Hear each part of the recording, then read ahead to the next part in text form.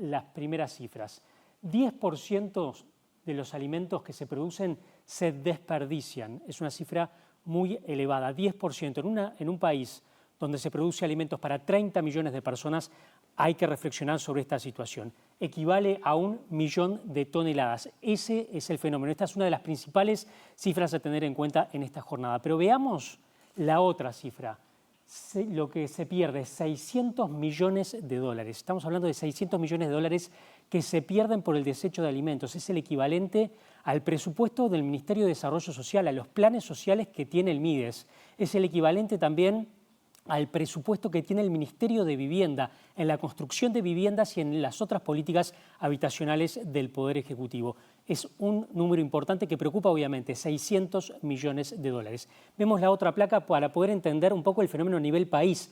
36,3 kilos por año por persona. También es un número que indica de alguna manera, y Ana Clara me está mirando con los ojos bien abiertos, que impacta y mucho sobre la magnitud del fenómeno. 100 millones de kilos de frutas y verduras se desechan por año en nuestro país, lo que de alguna manera habla de la falta de políticas de gestión.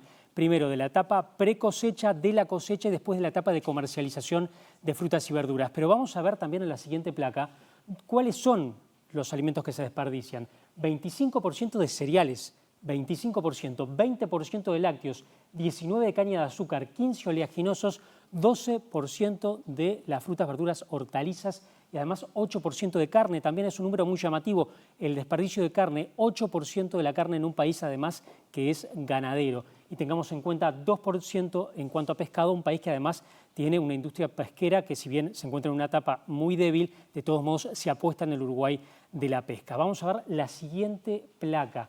¿Dónde se ubica el fenómeno del desperdicio de alimentos? Bueno, 40% en la fase de producción. Habla de que, de alguna manera, la etapa de producción tiene que ser encarada por parte del gobierno y los distintos actores del proceso. 26% en la post cosecha. Obviamente, cuando se logra retirar, por ejemplo, los cultivos de los campos, ahí hay un fuerte elemento a trabajar.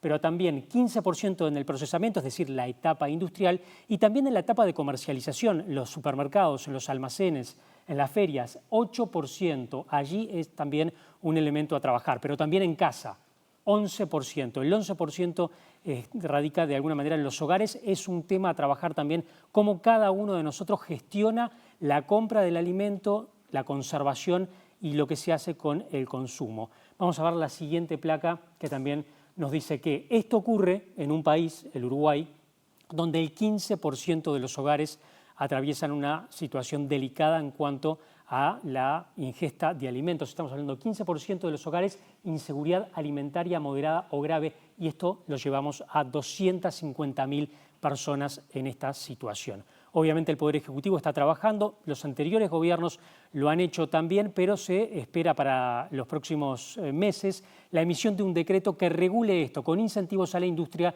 y también al comercio.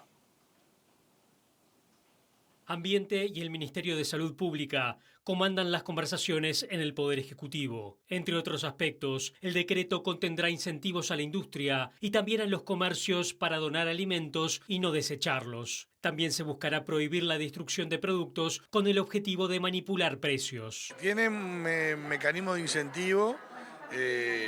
La idea es como clarificar lo que hacen algunas empresas o ONGs hoy, juntando, digamos, los alimentos que están por vencerse en un banco de alimentos y poder donarlos a determinadas instituciones, hasta la prohibición de la destrucción de alimentos para manejo de precios, digamos. Eso no tiene ninguna lógica ambiental más allá de querer regular un precio y bueno, eso el decreto lo va a estar prohibiendo. Desde el gobierno se cuestiona que con los niveles de inseguridad alimentaria existentes se deseche alimentos que podrían utilizarse. Entre otros aspectos, se busca que frutas y verduras de segunda mano puedan emplearse en la elaboración de productos procesados. Básicamente lo que nos mueve es que un país productor de alimentos como Uruguay no puede tener niveles tan altos de desperdicio de alimentos por vencimiento. Muchas veces pasa cosas que son un poco indignantes, como que destruir alimentos por el tema del manejo de precios.